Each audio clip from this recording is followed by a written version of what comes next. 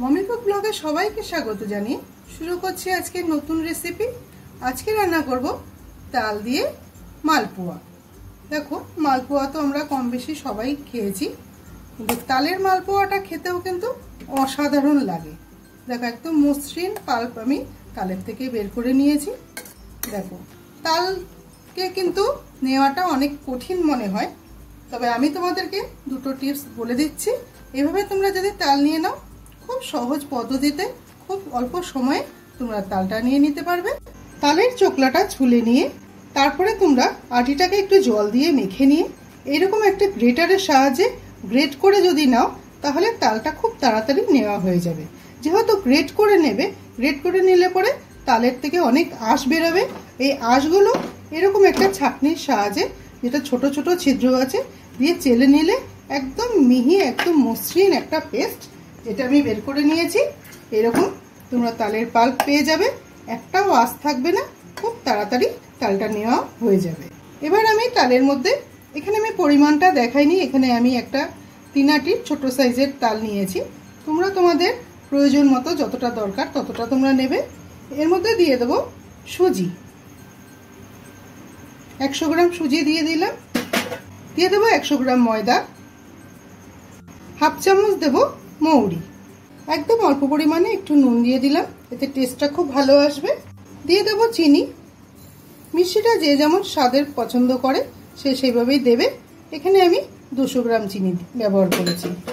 দিয়ে দেবো কয়েকটা কলা, এখানে আমি ছোট সাইজের কলা ব্যবহার করছি, এটা বর্তমান কলা। সবকটা উপকরণের সুন্দর একটা মিহি পেস্ট বানিয়ে নেব।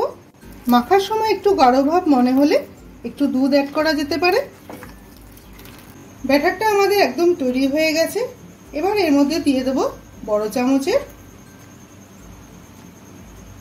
1.5 চামচ দিলাম আমি এখানে নারকেল কোড়া, আর দিয়ে দেবো অল্প পরিমাণে দুধ, কারণ ব্যাটারটা একটু বেশি ঘন হয়ে গেছে।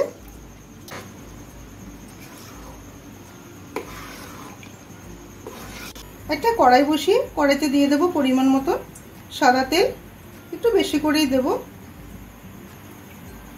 তেলটা খুব ভালো করে গরম হয়ে গেছে। এবার আমি একটা একটা করে ছেড়ে দেব।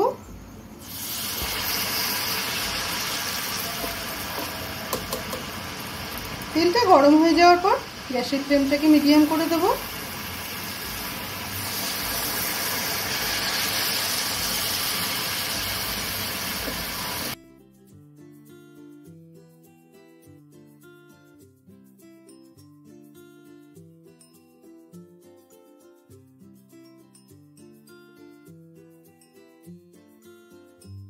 এইভাবে লাল করে ভেজে নিয়ে তুলে নেব।